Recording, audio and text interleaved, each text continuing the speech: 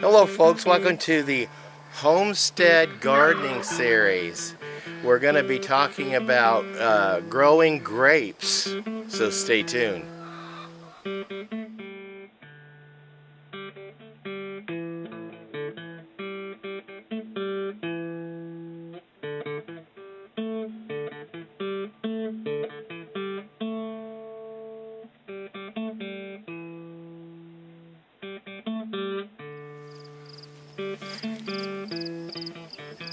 Welcome back to Pine Meadows Hobby Farm. I'm your host, Jerry Hansen. This is the Homestead Garden Series. And I'm standing by the grapes because we're going to feature the grapes on this episode. First of all, I wanted to point out my grape arbor, or what I have built here to hold up my grapes. This particular variety is Niagara, and it produced grapes last year, but it only produced these four bunches of grapes. That's it. So I came out here today and I was looking around and noticed that this grape had, the grapevine had grown, and now it's growing more because it's spring and it's the nature of these plants to do. And there's many clusters of grapes. Now I did want to point out I did not harvest the grapes from this vine last year because that was the first fruits. And I am a man that where I do not harvest the first fruits, I leave them on the vine and wait till the second fruits.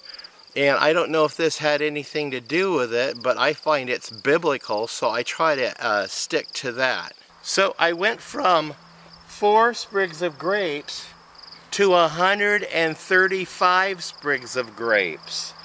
The math on this is phenomenal, so I think it really benefited from not harvesting the first fruits. I don't know anything about growing grapes, but I am learning, and I do have a contact later this summer, or perhaps in the fall.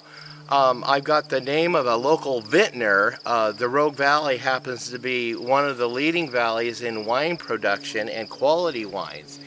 And one of my favorite wines is Troon Vineyards, and I managed to meet the vintner from Troon Vineyards up in the Applegate, and he's going to be interviewed by us later this year, and we're going to talk about grapevine care and also making homemade table wines on the homestead. I do want to point out that these grapes are this is their 4th year. When I received them from the Burpee Seed Company, and they were bare root. Now, 2 of them died. I purchased Catawba, Niagara, and Concord, so that was a red, white, and blue variety. I do have a Catawba down here by the gate. I'll show you in a minute. But these won't fruit until their 3rd year, which was last year, and this is the 4th year of life for this rootstock. So it seems to be doing okay. And this right here is the Catawba grape. I have yet to purchase a Concord grape, and I think I'll plant it over here and run it across the new fence line when I get it built. And so I'll have a fence of Concord grapes over here, Catawba grapes here, and Niagara grapes up there into the garden. But this is the 3rd year for these grapes. And I'm looking to see if I have any potential production for grapes here. And I do. We're going to get grapes from this year. Not many, but we're going to get some. And I'm going to leave them alone. We're not going to pick them. And we're going to wait for next year to harvest these grapes because, like I said, I don't harvest the first fruits. Well, that's it on this Homestead Garden Series on featuring the grapes early spring and seeing how they are going to be producing. I'm really pleased to see that. They're relatively easy to grow, except for this one over here by the gate.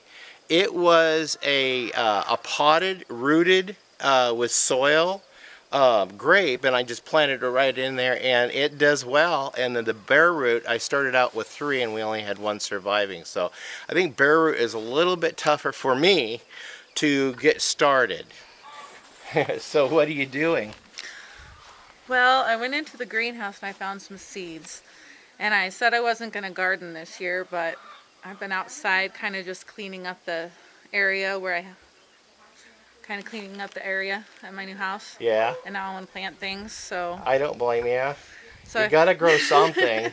I do. I have to grow something, and there's lots of butterflies and bees out there, so I want to plant some flowers for them, give them some good food, and make it pretty.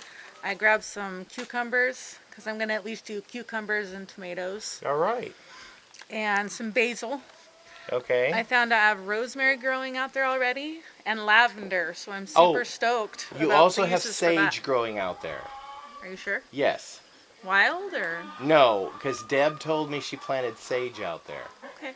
The previous. This is, though, for those of you who don't recognize this young lady here, this is my daughter Jamie, and she moved to the Homestead a mile down the road where she actually grew up. We used to live down there, so she's starting off on her own homestead. She come to take some of my seeds. I got plenty. She's welcome to them. And she's going to start her gardening this year. So good luck. Best of luck on that, Jamie. All right. Thank you for coming. Got cosmos and morning glories. All right. And you got markers. Yeah. You can keep some of those if you want. Some of them are yours. Okay. So I'm your host, Jerry Hansen. This is Pine Meadows Hobby Farm. I want to thank you guys for showing up and sharing our adventures with us. Please subscribe, give me a thumbs up, leave a comment. Also, clicking that share button helps the channel out greatly. You can follow us on social media. I'm on Twitter, Facebook, Pinterest, Reddit, Blogger, Pinterest, Instagram, Tumblr, and I'm also on LinkedIn. We'll see you guys later. Bye-bye.